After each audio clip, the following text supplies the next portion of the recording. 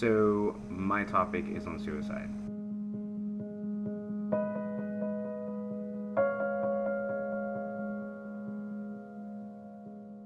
It's an important topic to me because I've known people that have completed suicide, or I've known other people or that have family members or other friends that have completed suicide.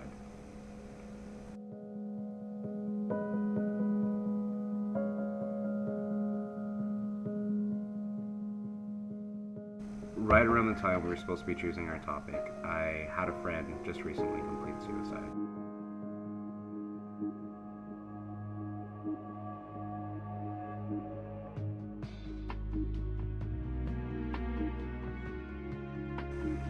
I remember telling another friend's mom about what had happened, and her response to that was, well, that seems to be happening a lot around here lately, and sadly it's true.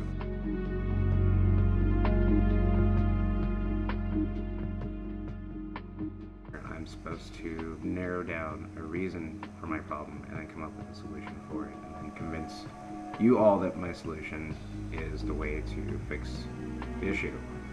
The problem with suicide is that there's endless reasons.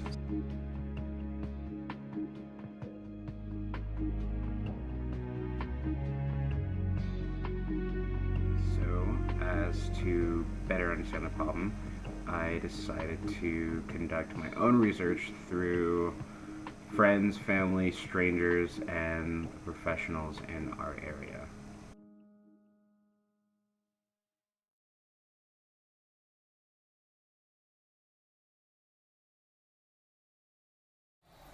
Yeah, alright, go ahead and introduce yourself. Howdy, my name is Samuel Reeves. I'm Chrissy Fullerton. Yes, I'm Nicholas Boys. I've lived within Marysville for most of my life. I'm Renee. Howdy, Renee. I'm Dustin. Howdy, Dustin. I'm Rihanna Quilba. My name is Chanel Patterson. My name's Norman Watts. My name's Andy Gardner. Thank you, Mr. Gardner.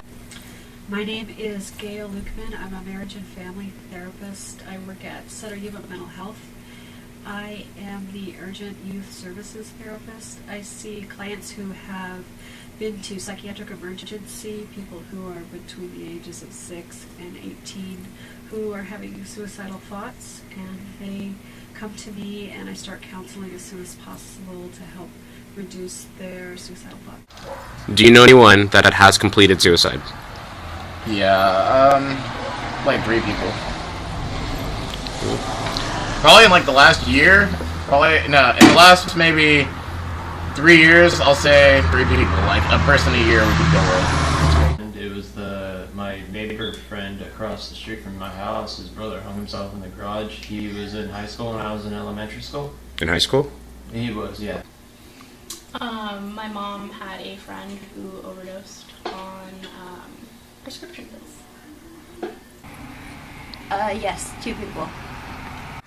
Yes, I know. I believe it's 2 people actually that have. One was this year, and the other was actually my, I believe, 7th grade year. 7th grade? Yeah, it's a while back. I know several. Yes, that happened. And I'm sad for it also. Because they were friends and people could help. Yes, I have had people in my life that have completed suicide, and I know far more people who have had suicidal thoughts at some point in their life. Another really good question would be that if suicide is so prevalent, why don't we hear more about it in the news?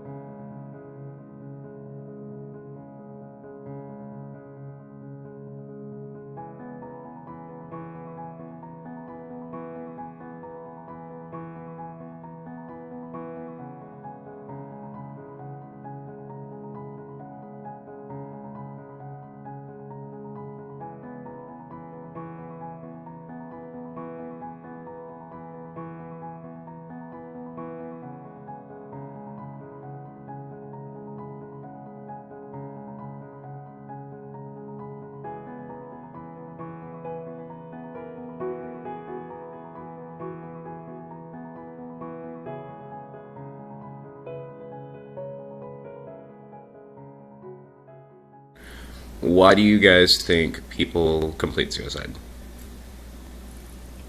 hopefully to go to a better place. This is hell. Okay.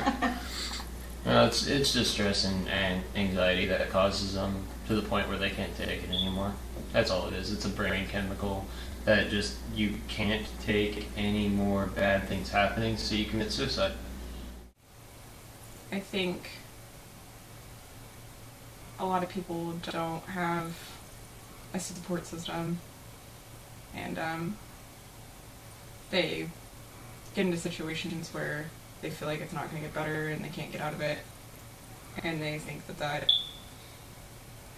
is a solution because they don't have anyone telling them that things are going to get better and that they should keep trying or anything like that.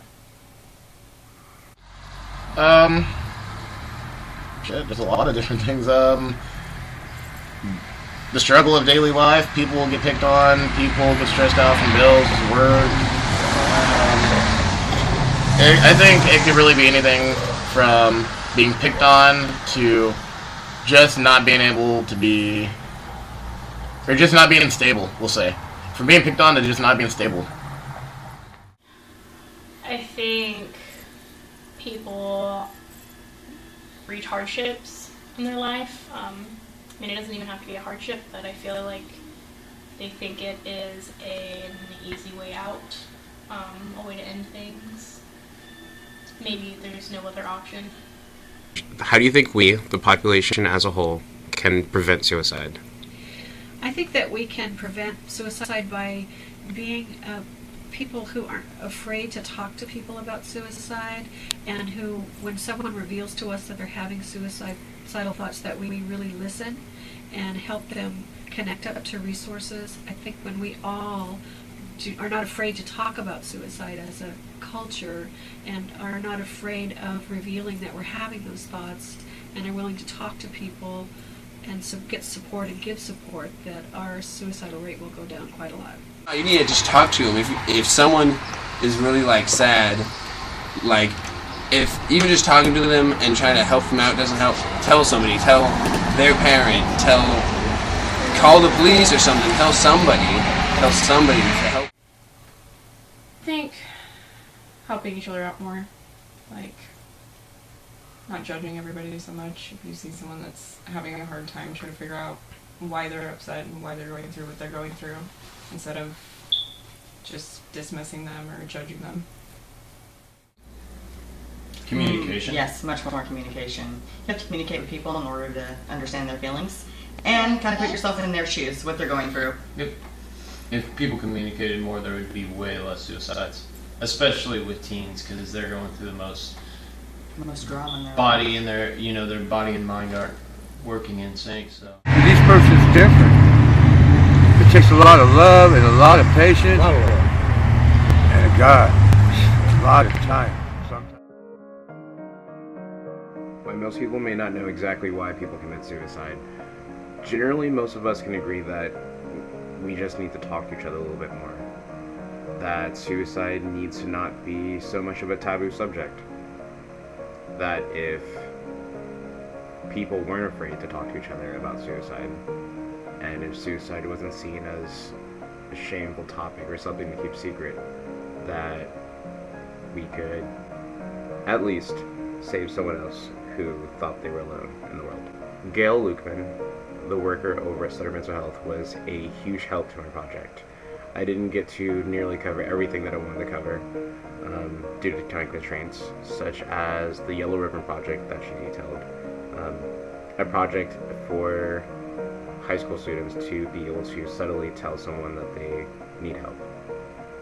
But given the last word, Gail probably says it best. I really want to encourage everyone to become more comfortable talking to people about suicide. So if you have somebody that you see in your life is really changing, they're not perhaps answering your texts or talking to you as much, they seem withdrawn, they seem to be in a lot of pain, and you're starting to worry about them, it's okay to ask them directly, are you having thoughts about suicide? If they're not, they'll say no, and there's no harm done. And if they say yes, then you can stop and really listen to them and help them connect up with resources. You can really save someone's life.